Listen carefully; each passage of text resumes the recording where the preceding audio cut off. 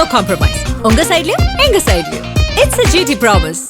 GT Holidays, South India's #1 travel brand. தமிழர்களின் number one choice Tamil matrimony. Yes, வீடு, schools, hotels, store room எங்கெல்லாம் partition wall கட்டணும்னாலும் இப்போ building ஓனர்ஸோட first choice Renocon Rapid Wall Panels. நீங்க எப்பவுமே உங்களுடைய படங்கள், நான் கொஞ்சம் ஓபனா சில கேள்விகள் வச்சிடலாம். தாராளமா கேட்கலாம். ஒரு செட் ஆஃப் ஆடியன்ஸ்க்காக மட்டும் நீங்க எடுக்கிறீங்க. சரி, ஒரு டார்கெட்டட் ஆடியன்ஸ்க்காக தான் எடுக்கிறீங்க. எல்லா இயக்குனர்களுக்குமே ஒரு டார்கெட் ஆடியன்ஸ், ஒரு செட் ஆஃப் ஆடியன்ஸ் தான். யூனிவர்சல் டைரக்டர் நீங்க யாருமே கிடையாது. இன்னொரு இயக்குனர் இருக்கிற அவரோட கம்பெனி பேர்ல ஜாதி அடையாளம் இருக்கு. ஏன் கம்பெனி பேர்ல ஜாதி அடையாளம் இருக்கா? 4 படம் ப்ரொடியூஸ் பண்ணிருக்கேன். சும்மா குறை வைக்கணும்னு குறை வைக்க கூடாது. நேதாஜி ப்ரொடக்ஷன்ஸ் எந்த கிடையாது. என் தயாரிப்பாளர் அவரு நேதாஜி ஐயாவோட பக்தர். நேதாஜி ஐயாவுக்கு என்ன ஜாதி மதம் இருக்கு? நான் வட மாவட்டத்தை சார்ந்தவன், கிருஷ்ணகிரி மாவட்டம். எங்க ஊர் பக்கம் மோகன்ஜி படத்தை ஒரு குறிப்பிட்ட சமூகம் பாக்குறதே இல்லை, அது தெரியுமா? உண்மைதான் நீங்க சொல்றது, நான் ஒத்துக்கிறேன். இன்னுமே அந்த சமூகத்துல பாதி பேர் என் மேல கோவத்துல இருக்காங்க, பாதி பேர் என்னை ஏத்துக்கிறாங்க. நான் ஒத்துக்கிறேன். முழுசா ஒரு சமூகம் என்னை ஏத்துக்கல, ஒரே ஒரு சமுதாயம் மட்டும். அது மீடியா கட்டமைச்சது. படைப்பாளி தன்னை இடதுசாரி டைரக்டர், வலதுசாரி டைரக்டர், நான் வந்து வன்னியர் டைரக்டர், நான் வந்து பட்டியல் சமூகத்தின் டைரக்டர் அப்படின்னு ஏன் வந்து தங்களை காட்டிக்கிறீங்க? என்ன தேவை? யாரு காட்டிக்கல? என்ன தேவை? யார் காட்டிக்கல? படைப்பாளி எல்லாருக்குமான படைப்பை தானே சார் கொடுக்கணும். நீங்க படைப்பை மட்டும் விமர்சனம் பண்ணீங்கன்னா நான் இந்த மாதிரி சொல்லியிருக்கவே மாட்டேன். நீங்க படைப்பை விமர்சனம் பண்றதே கிடையாது. நீங்க படைப்பை விமர்சனம் பண்ணி படைப்பை மட்டும் பாருங்க, விமர்சனம் பண்ணுங்க. நானும் படைப்பாளியா வெளியே வரேன். நீங்க பகாசுரன் படத்தை ஜாதிய படமா பாத்தீங்கன்னா அது ஏன் தப்பு இல்லை சார், உங்க தப்பு. ருத்ரதாண்டவம் படத்தை ஜாதி படமா பாத்தீங்கன்னா அது ஏன் தப்பு இல்லை சார், உங்க தப்பு. என் படத்துல வந்து என் ஜாதி தான் பெரிய ஜாதி, என் ஜாதி தான் இங்க வீரமக்கள் ஜாதி, என் ஜாதி தான் உயர்ந்த ஜாதி, என் ஜாதி மக்கள் தான் நல்லவங்க, என் ஜாதி மக்கள் மட்டும்தான் வாழணும்னு சொல்லியிருந்தேன்னா நீங்க சொல்றது அத்தனையும் ஒத்துக்கிறேன், தப்பு. அப்படி படம் எடுக்கும். வன்னியர் சமூகத்தை பிஜேபி ஆதரவா, ஆர்எஸ்எஸ்க்கு ஆதரவா அவங்களை திருப்பி கொண்டு வருவதற்கான வேலையை உங்களை வச்சு பண்றாங்களோன்ற ஒரு பார்வையை சொல்றாங்க சார். இந்த கேள்விக்கு உங்க மேல நான் டிஃபமேஷன் கேஸ் போடுவேன். பொது பார்வையை நான் கேள்வியா வைக்கிறேன். இந்த கேள்விக்கு நான் டிஃபமேஷனே ஃபைல் பண்ணுவேன். தாராளமா பண்ணுங்க. நீங்க ஆதாரம் இல்லாம, ப்ரூஃப் இல்லாம எதையும் சொல்லக்கூடாது. இல்லைன்னா இது வந்து கடுமையான கேள்வி. ஒரு சமுதாய மக்களை நான் யாருக்கோ விற்க போறேன்னு சொல்றது சாதாரண கேள்வி கிடையாது. இல்ல, அவங்கள டைவர்ட் பண்ணி சாதாரண கேள்வி கிடையாது மாதே சார். இது பெரிய கூட்டம். வெளியில பார்க்கவும் உங்க மேல வைக்கக்கூடிய விமர்சனத்தை தான் நான் அவங்களை பத்தி எனக்கு கவலையே இல்லைன்னு சொல்றேன் சார். ஒருமையில வேண்டாம். ஒரு நீங்க சொல்றது கேவலமான விமர்சனம். அவனுக்கு என்ன மரியாதை கொடுக்கணும்? யாருன்னு சொல்லுங்க. விமர்சனம் வைக்கிற வெளிப்படையா பேரை சொல்லுங்க. ஒரு லூசு பையன் உட்காந்து நான் கஞ்சா குடிக்குன்னு பேட்டி கொடுத்துன்னு இருக்கான், ஒரு கட்சியை சார்ந்து, அவனுக்கெல்லாம் மரியாதை கொடுக்கணுமா? ஒரு சாதியை வைத்து நீங்க கமர்ஷியலா சம்பாதிக்க ஆரம்பிச்சிட்டீங்க அப்படின்ற ஒரு பார்வையும் சொல்றாங்க. நானும் திருப்பி அதே சொல்றேன். எங்களெல்லாம் வச்சு சம்பாதிக்கிறீங்க மாஜே சார், இது கேவலம் இல்லையா? இல்லை, நாங்கள் என்ன சம்பாதிச்சோம்? எங்களை கேள்வி கேட்குறீங்க இந்த மாதிரிலாம். இதுக்கு உங்களுக்கு யாரோ காசு கொடுக்குறாங்கன்னு சொல்லுங்கள். இல்லை, நான் யார்கிட்டையும் இது பண்ணிட்டு கேட்கல சார். சார், நீங்கள் வந்து உங்களுடைய வருமானத்திற்காக ஒரு சமூகத்தை பயன்படுத்துறீங்கன்ற ஒரு பார்வையை சொல்கிறாங்க சார். அதை தான் சார் சொல்கிறேன். தப்புன்றேன். உங்களுக்கு சுருக்குன்னு குத்துது இல்லை, நான் திருப்பி ரிட்டர்ன் கேள்வி கேட்டோடனே அப்படி தான் எனக்கும் குத்தும். அதன் தமிழர்களுக்கு வணக்கம். பல்வேறு துறைகளில் ஆக சிறந்த ஆளுமைகளை சந்தித்து நாம் நேர்காணல் எடுத்து வருகிறோம். அந்த வகையில் நம்மோடு இணைந்திருக்கிறார் திரைப்பட இயக்குனர் திரு மோகன்ஜி அவர்கள். அவரிடம் கேட்பதற்கு நிறைய இருக்கின்ற வாங்களோடவே கேட்போம். வணக்கம் மோகன்ஜி. வணக்கம் மாதேஷ் சார், எப்படி இருக்கீங்க? நலமா இருக்கேன், நீங்க எப்படி இருக்கீங்க? நலமா இருக்கேன். ரொம்ப வருஷம் போராடி 2 பேரும் இன்டர்வியூல உட்காந்துட்டோம். ரொம்ப சந்தோஷம். உங்களோட ஒரு பேட்டியை ரொம்ப நாட்களாகவே, ரொம்ப ஆண்டு காலமாகவே எடுக்கணும்னு நானும் நினைச்சேன். ஏதோ ஒன்று தள்ளி போய் கடைசியா இணைஞ்சிட்டோம். உங்க திரௌபதி படத்தையெல்லாம் நான் விமர்சன பார்வையை கூட வைத்திருந்தேன். அதை கூட நீங்க எடுத்து பதிவு பண்ணியிருந்தீங்க, நான் ஞாபகம் இருக்கு. எனக்கு ஞாபகம் இருக்கு. இப்ப திரௌபதி 2 ட்ரெய்லர் அதையும் நான் பார்த்தேன். திரௌபதி 1க்கும் திரௌபதி 2க்கும் எந்த ஒற்றுமையுமே இல்லையே. அதுல ஒரு ஒற்றுமை இருக்கு சார். இல்லாம அந்த டைட்டில் யூஸ் பண்ண முடியாது. அந்த ஒற்றுமை என்னன்னு பார்க்கறதுக்கு தான் எல்லாம் தேட்டருக்கு போகிறாங்க. அது வந்து ரொம்ப பெருசாலாம் ஆகவோன்னு இருக்காது. அந்த ருத்ர பிரபாகரன் கேரக்டர் இதில் வருவார். என்னவா வராரு, எப்படி வராரு, அவர் எப்படி இந்த கதைக்குள்ளே ஃபிட் ஆகிறாருன்றது தான் படம். ஸ்க்ரீன் பிளே தான். ஸோ இன்னும் 2 நாள் தானே இருக்கு. சரி, தெரிஞ்சிருப்போது. காடவராயர் வரலாற்றை சொல்கிறீங்க. இது வந்து நான் எந்த சாதி மதம் எதையுமே நான் வந்து சுட்டி காட்டவில்லை, யாரையும் நான் இது பண்ணுன்ற நோக்கமில்லைன்னெல்லாம் போட்டிருந்தீங்க டைட்டில். நான் பார்த்து அதெல்லாம் படித்தேன். நான் தனியாக கூட எடுத்து வச்சிருக்கேன். ஆனால் நான் திரௌபதி 1க்கும் திரௌபதி 2க்கும் என்ன பார்க்குறேன்னா, திரௌபதி 1 சாதி பேசப்பட்டது, திரௌபதி 2 மதம் பேசப்படுகிறது அப்படின்னு நான் பார்த்துருக்கேன். எந்த மதம் பேசப்படுதுன்னு சொல்றீங்க? இந்து முஸ்லீம் கொண்டு வரீங்க. ஓகே முஸ்லீம்கள் முஸ்லீம் படையெடுப்பை வந்து சுட்டிக்காட்டி இந்த படத்தை எடுத்திருக்கீங்க ஓகே முழுக்க. ஓகே. இப்போ என்ன தேவை எழுந்திருக்கு? இந்து முஸ்லீம் ஏதேனும் பிரிவினை ஏற்படுத்தும் அரசியலுக்கு உதவி செய்கிறாரா மோகன்ஜி அப்படின்னு நான் பார்க்கிறேன். இதுல நீங்க யாரை வந்து இது முஸ்லீம்னு சொல்றீங்க இந்த கதையில? இல்ல நீங்க துக்ளக் தர்பார் ஆட்சி காலத்தை சுட்டி காட்டுறீங்க, சுல்தானுடைய ஆட்சி காலத்தை சுட்டி காட்டுறீங்க, காடவராயர் விஜயநகர பேரரசு, பல விஷயங்களை நீங்க ஹைலைட் பண்ணும்போது திருப்பரங்குன்றெல்லாம் வருது, சிக்கந்தர் எல்லாம் வராங்க, அப்படியெல்லாம் மறைமுகமா இதுல சுட்டி காட்டி நீங்க கொண்டு வந்து ஒரு இந்துத்துவ அரசியலை நிறுவ பாக்குறீங்க. அப்படி இல்லை சார். இப்போ நான் வந்து ஆடியோ லான்ச்லேயும் இதுதான் பேசியிருக்கேன். நான் வந்து அவங்கள வந்து முஸ்லீம் மன்னர்களா முஸ்லீம் அரசர்களா பார்க்கல. அவங்க வந்து இந்த நாட்டு மீது படையெடுத்து வந்த அந்நியர்கள். நீங்கள் வந்து வீரபாண்டிய கட்டபொம்மன் படம் பார்க்குறப்பவோ, இல்லை சிறைச்சாலை பார்க்குறப்பவோ, மதராசப்பட்டினம் படம் பார்க்குறப்பவோ உங்களுக்கு வந்து அந்த படத்தில் இருக்கிற அந்த பிரிட்டிஷ் கதாபாத்திரங்கள்லாம் கிறிஸ்தவர்களாக தெரிஞ்சாங்களான்னு தெரியல. ஆனால் இது மட்டும் உங்களுக்கு வந்து அவங்க முஸ்லீமாக இஸ்லாமியர்களாக தெரியுறாங்கன்னா என் பார்வை அப்படி கிடையாது. என்னோட பார்வை அவங்களோட நெகட்டிவ் ஷேடை காட்டணுன்றதும் கிடையாது. என்னோட பார்வை இதில் இந்த தர்மத்துக்காக ஏதோ ஒரு நடந்துருக்குல்ல. இப்போ நீங்களும் ஆதன் மாதேஷ்ன்ற பேரோட என் கூட பேசிகிட்டு இருக்கீங்க, நான் மோகன்ஜின்ற பேரோட உங்கள் கூட பேசிகிட்டு இருக்கேன். இதுக்கெல்லாம் ஒரு காரணம் இருக்குது. இல்லைன்னா நம்ம 2 பேருமே நிச்சயமாக வேற ஏதோ ஒரு பேரோட தான் நம்ம ட்ராவல் பண்ணியிருப்போம். இல்லை தர்மம்னு நீங்கள் சொல்கிறது இந்து தர்மம் கரெக்டா? அது இந்துன்ற வார்த்தை இப்பதான் காயின் இருக்கு. இந்த படத்துல இந்துன்ற வார்த்தை கூட இருக்காது. அந்த காலத்துல நீங்க மறைக்கவெல்லாம் வேணாம். நீங்க யாருக்கு வேலை செய்யறீங்கன்றது இந்த படத்தின் காட்சிகளை வைத்து பார்க்க. ஏன் தயாரிப்பாளருக்கு மட்டும்தான் வேலை செய்யற, வேற யாருக்கும் வேலை செய்யல. நான் வந்து ஒரு இந்தியாவை அப்போ இந்துஸ்தான் சொல்லியிருக்காங்க, பாரதம்னு சொல்லியிருக்காங்க, அகண்ட பாரதம்னு சொல்லியிருக்காங்க. இன்னைக்கு இருக்க இந்தியாவை இன்வேட் பண்ண வந்த இன்வேடர்ஸை பத்தின படம் இது. அவங்கள பத்தி முழு படம் இல்லை, அவங்கள பத்தி ஒரு படத்துல ஒரு அதிகபட்சம் ஒரு 10-15 காட்சிகள் இருந்தாலே பெரிய விஷயம்தான்.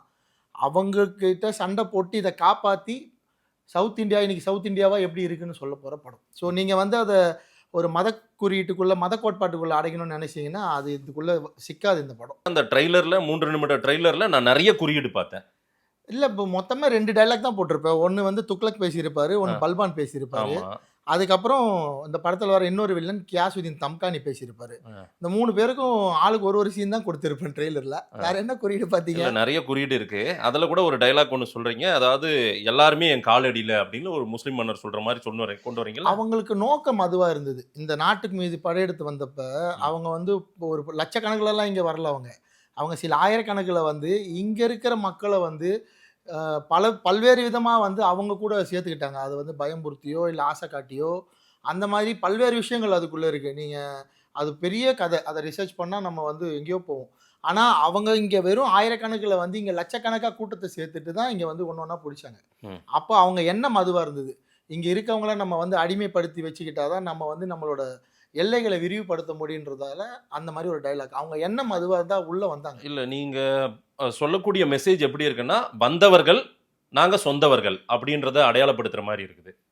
நான் வந்து இங்கே இந்தியாவில் இருந்து இன்னைக்கு இஸ்லாமியர்களை வாழ்கிறவங்கள அப்படியே தான் படத்தில் காட்டியிருக்கேன். அவங்க என்னவா இருக்காங்க இன்னும்ன்றதையும் படத்தில் காட்டியிருக்கேன். அது படத்தில் பார்க்க வேண்டிய விஷயம். அது படத்தில் பாருங்க, அவங்களையும் காட்டியிருக்கேன். நான் எடுத்துக்கிறது என்னன்னா, படத்தை முழுசாக பார்க்குறப்ப ஆனால் இதுல இருந்தே ஒரு பானை சோற்றுக்கு ஒரு சோறு பதம், நான் இதுல இருந்து எடுத்துக்கிட்டது முஸ்லீம்கள் வந்தவர்கள், வெளியிலேருந்து வந்தவங்க, அப்படிதான் நீங்க அடையாளப்படுத்துறீங்க. நான் சொல்றேன். ஆனா இங்க இருக்கிற முஸ்லீம்கள் நான் அப்படியே காட்டியிருக்கேன்னு ஒரு வார்த்தையை பயன்படுத்திக்கிறீங்க. இப்போ இவங்கெல்லாம் துருக்கியில இருந்து இங்க வந்தவங்க சார். முதல்ல நீங்க வந்து இந்த நாட்டை பிடிக்க வந்தவங்களோட வரலாறு புரிஞ்சுக்கணும் சார். அந்த புரிதல் இருந்தால் தான் இதுக்கான பதில் கிடைக்கும். முதல்ல வந்து மங்கோலியர்கள் தான் இங்கே வராங்க. ஃபர்ஸ்ட் வந்தது மங்கோல்ஸ் தான் நாட்டை பிடிக்க வந்தது. ஸோ அவங்க வந்து இந்தியா நமக்கு செட் ஆகாதுன்னு அவங்க வந்து பக்கத்தில் போயிட்டாங்க, சீனா அந்த பக்கம் போயிட்டாங்க. அதுக்கப்புறம் உள்ள வந்தவங்க துருக்கியிலேருந்து வந்தவங்க தான். முத உள்ள வந்தது அலாவுதீன் கில்ஜி தான். அலாவுதீன் கில்ஜி வந்து அலாவுதீன் கில்ஜிக்கு இங்கே வேலை பார்த்து நம்ம ஊரெல்லாம் சூறையாடினது யாரு தெரியல, மாலிக் கஃபூர். ஓகே, மாலிக் கஃபூர் யாரு? மாலிக் கஃபூர் வந்து துருக்கியிலேருந்து வந்தவரா இல்லை இந்தியாவிலேருந்து இஸ்லாமுக்கு கன்வெர்ட் ஆனவரா? துருக்கியிலேருந்து வந்தவர் தான். அதான் வரலாறு தப்பு. மாலிக் கஃபூர் இந்தியாவில் பிறந்த, அவர் வந்து இந்த தர்மத்தில் பிறந்த ஒருத்தர். அவர் மதம் மாறி அவர் வந்து அலாவுதீன் கில்ஜி கூட சேர்ந்து அவர் தான் இங்கே சூறையாடுறார். இது வரலாறு படித்தவங்களுக்கு தெரியும். இந்த வரலாறு இனிமேல் இங்கே தமிழ்நாடு முழுக்க, ஆந்திரா, ஹைதராபாத்து, அதுக்கப்புறம் கர்நாடகா, கேரளா முழுக்க இது இனிமேல் போய் சேரும்னு நான் நினைக்கிறேன். இந்த வரலாறை புரிஞ்சுக்கணும் நம்ம. ஸோ துருக்கியிலேருந்து இங்கே வந்தவங்க இங்கேருந்த மக்களை மாற்றி இங்கே இருக்க மக்கள் கூட சண்டை போட வச்சாங்க. அதில் போய் மிச்சமாகி வாழ்கிறவங்க தான் இன்றைக்கி 2 மாதமாக நம்ம வாழ்ந்துன்னு இருக்கோம். ஸோ இவங்களுக்குள்ளே இருக்கிற அவங்களோட ஆரிஜின் தெரிஞ்சாலே இங்கே ஒரு ஒற்றுமை ஏற்படும். அந்த ஒற்றுமை ஏற்படுத்துகிற நோக்கம் தான் திரௌபதி 2. இல்ல நீங்க அதுலயே சொல்லியிருக்கீங்க இந்துஸ்தான்ற ஒண்ணுத்த நிறுவ பார்க்குவதற்கான உதவியா உங்களுடைய படத்தின் கருக்களம் ஒரு கரு இருக்கும் போல தெரியுது. இருக்காது. நான் தான் இப்ப திருப்பி இப்ப சொன்னேனே, இங்க இருக்கிற இவங்க 2 பேருக்குள்ள அவங்களோட ஆரிஜின் தெரியணும். நீ இவர் ஏன் இந்துவாவே இருக்காரு, அவங்க ஏன் இப்போ முஸ்லீமா இருக்காங்க, இஸ்லாமியர்களா இருக்காங்க தெரிஞ்சுட்டு அந்த ஆரிஜின் தெரிஞ்சிச்சுன்னா அவங்களுக்குள்ள இன்னும் ஒரு இணக்கம் ஏற்படும், ஒரு இனம் புரியாத உறவு ஏற்படும். அதை ஏற்படுவதற்கான முயற்சி தான் திரௌபதி 2. சாதியை தொடறீங்க, மதத்தை தொடறீங்க. அடுத்து நான் மதத்தை வந்து ருத்ர தாண்டவத்திலேயே தொட்டேன். அதுதான் நான் சொல்றேன் வரேன். அதாவது ஒண்ணுத்துல இன்னைக்கு முஸ்லீம் தொட்டிருக்கீங்க, இதுக்கு முன்னாடி நீங்க கிறிஸ்டினை தொட்டீங்க, ரைட்டுங்களா? இந்த மாதிரி எல்லாத்தையும் நீங்க தொடுவதை பார்த்தால் இதெல்லாம் ஆர்எஸ்எஸ் ஐடியாலஜி மாதிரியே இருக்கு, ஆர்எஸ்எஸ் யுக்தி மாதிரியே இருக்குது. நீங்க வந்து உங்களை பேசிக்காவே ஒரு சங்கின்னு வாங்க, எனக்கு தெரிஞ்சு நிறைய பேர் உங்களையும் சங்கின்னு தான் சொல்றாங்க. என்னையே சங்கின்னு எல்லாம் யாரும் சொல்றது இல்ல. ஃபர்ஸ்ட் நீங்க யாருன்னு நீங்க அறிஞ்சிக்கணும். நான் வந்து சங்கின்றதுக்கான அடையாளம் என்ன இருக்கு இதுக்கு முன்னாடி? நீங்க சன் பரிவாரின் குழந்தைன்னு தானே எல்லாருமே. அந்த வார்த்தை தப்புன்னு நான் சொல்ல வரல. ஆனா நான் வந்து என்ன அந்த மாதிரி கூப்பிட்டு இது வரைக்கும் எங்கேயுமே நான் கேள்விப்பட்டதில்லை. ஃபர்ஸ்ட் டைம் ஆதன் மாதேஷ் சார் தான் அதை சொல்றாரு. சரி அதை விட்டுறலாம், நம்ம கண்டென்ட் குள்ள போகலாம். இது ஆர்எஸ்எஸ்க்கான வேலையாக இப்போ திரௌபதி பார்த்தீங்க, ருத்ரதானம் பார்த்தீங்க, பகாசுரன் பார்த்துருக்கீங்க. அதில் எதனா ஒரு சீன் சொல்லுங்க. இவங்க ஆர்எஸ்எஸ் கோட்பாடை தான் அந்த படத்தில் சீனா வச்சு இல்லை பிளவுவாதம். ஒரு தரப்பை காயப்படுத்தி இழிவுபடுத்தி இன்னொரு தரப்பை பக்கம். எனக்கு சமீப காலமாக தான் வந்து ஆர்எஸ்எஸ் பற்றி நிறைய தெரியும் சார். நான் உண்மையை சொல்லிடுறேன். எனக்கு சமீப காலமான இந்த 2 வருஷமாக தான் எனக்கு வந்து ஆர்எஸ்எஸ் பற்றியே விஷயமே தெரியும். அதுக்கு முன்னாடி அதற்கான விரிவாக்கம் கூட எனக்கு தெரியாது.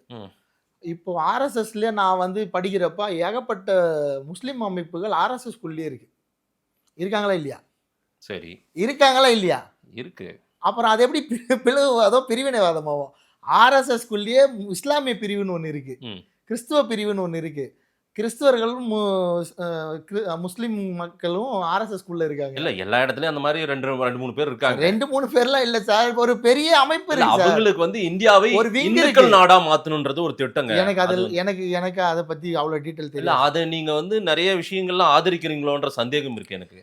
அப்படிலாம் சார் எனக்கு வந்து யாருக்காகவும் வேலை செய்ய வேண்டிய அவசியம் இல்லை. எனக்கு யாரும் பணம் கொடுக்கல, அவங்க என்னை ஆதரிக்கிறாங்க, என் படம் பிடிச்சிட்டு கொண்டாடுறாங்கன்னா நான் வந்து கையெழுத்து கும்பிடுவேன். நம்ம படம் எடுக்கிறது மக்களுக்கு, யாருக்கு போய் சேரணுமோ அவங்களுக்கு சேரணுன்றது தான் சினிமாவோட நோக்கமே. படம் பார்க்காதீங்கன்னு சொல்றதுக்கு சினிமா எடுக்கல. நான் வந்து சொல்றேன், இந்த படம் பார்த்ததுக்கு அப்புறம் இஸ்லாமியர்கள் என்னை பாராட்டுவாங்க, ஆறது கட்டி தழுவாங்கன்னு சொல்றேன். நம்பிக்கை இல்லைன்னா மாதேஷ் சார் படம் பார்த்து தான் தெரிஞ்சுக்கணும். இல்ல நீங்க எப்பவுமே உங்களுடைய படங்கள், நான் கொஞ்சம் ஓப்பனா சில கேள்விகள் வச்சிடலாம், தாராளமா கேட்கலங்க. ஒரு செட் ஆஃப் ஆடியன்ஸ்க்காக மட்டும் நீங்க எடுக்கிறீங்க, ஒரு டார்கெட்டட் ஆடியன்ஸ்க்காக தான். எல்லா இயக்குநர்களுக்குமே ஒரு டார்கெட் ஆடியன்ஸ், ஒரு செட் ஆஃப் ஆடியன்ஸ் தான். யூனிவர்சல் டைரக்டர் நீங்க யாருமே கிடையாது, யாருக்குமே அந்த மாதிரி யூனிவர்சல். எனக்கு அப்படி உங்களோட ஒப்பிட்டு வாமாங்க இவங்களும் அப்படிதாங்க பண்றாங்க அப்படின்னு யாராவது சொல்றாங்க? இப்போ நீங்க வேற ஏதாவது ஒரு இயக்குனர் பேரை சொல்லுங்க சார். அவங்க படத்தை வந்து தமிழ்நாடு முழுக்க அக்செப்ட் பண்ணிப்பாங்க, எல்லாருமே அவங்கள வந்து கொண்டாடுவாங்க, அவங்களுக்கு ஹேட்டர்ஸே இல்லை, அவங்கள திட்டவே மாட்டாங்கன்னு யாராவது இயக்குனர் பேரை சொல்லுங்க சார். இல்லைங்க, அதாவது இங்கு சமூகம் சார்ந்த ஒரு அடையாளம் நமக்கு தேவைப்படுதுன்றத முதல்ல ரெஜிஸ்டர் பண்ணிக்கிறீங்க. நான் வந்து அந்த சமூகம் சார்ந்த அடையாளத்தை நான் வந்து எங்கேயுமே எனக்கு எந்த மக்களுக்கு எனக்கு வேணும் சப்போர்ட் பண்ணுங்கன்னு நான் வாயை திறந்து சொன்னதே இல்லை சார். மீடியா கட்டமைச்சு தான் திரௌபதினு ஒரு படம் பண்ணதால. நான் பழையவனாரப்பட்ட படம் பண்ணப்ப கண்டுக்கவே இல்லை. நீங்கள் போய் நெட்டில் இருக்கு படம், அதில் போய் பாருங்கள். நான் வந்து பெரியாரை காட்டியிருப்பேன், லெனினை காட்டியிருப்பேன், கார்ல் மார்க்ஸை காட்டியிருப்பேன். அந்த படத்தில் வர முக்கியமான கதாபாத்திரங்கள்லாம் அவங்கள ஃபாலோ பண்ணுறவங்க.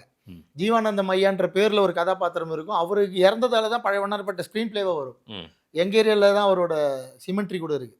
அவரோட சமாதி வந்து நான் வாழ்கிற பகுதியில் தான் இருக்குது. நான் ஜீவானந்தம் ஐயாவோட ஃபாலோவர். ஓகே, நீங்கள் முதல் படம் பார்க்காம திரௌபதியில் வந்து நான் ராயபுரத்தில் நடந்த ஒரு உண்மை சம்பவத்தை எடுத்து போட்டதால் நீங்கள் எனக்கு ஒரு அடையாளம் கட்டினீங்க. அப்போ ஜாதி வெறிய மோகன்ஜின்னு. ருத்ரதானம் வந்ததுக்கப்புறம் இப்போது கிறிஸ்தவர்களுக்கு எதிராக படுறதுக்கு இப்போ என்ன சங்கின்னு சொல்லிட்டீங்க. ஒரு படத்துக்கான எனக்கு அப்கிரேட் பண்ணிட்டே போகிறீங்க. முதல்ல மோகன்ஜியை ஒரு அடையாளத்துக்குள்ளே கொண்டு வந்து நிப்பாட்டுங்க. இல்லைங்க, பழைய வண்ணாரப்பேட்டை முதல்ல உங்கள் படம், அப்போருந்து அதிலிருந்து மீண்டும் பெரிய அளவுக்கு உங்களை தங்களை காட்டிக்க முடியலன்னொன்னே ஒரு சாதி அடையாளத்துக்குள்ள பழைய இல்லை சிறு சின்ன சின்ன காட்சிகளாக நீங்கள் என்ன பண்ணுறீங்க, உங்க சமூகத்தை சார்ந்த அடையாளத்தை காட்டுறீங்க. சரி, அதை இப்போ நான் வேற யார் சமூகத்தோட அடையாளத்தை வந்து காட்டணும்னு நினைக்கிறீங்க?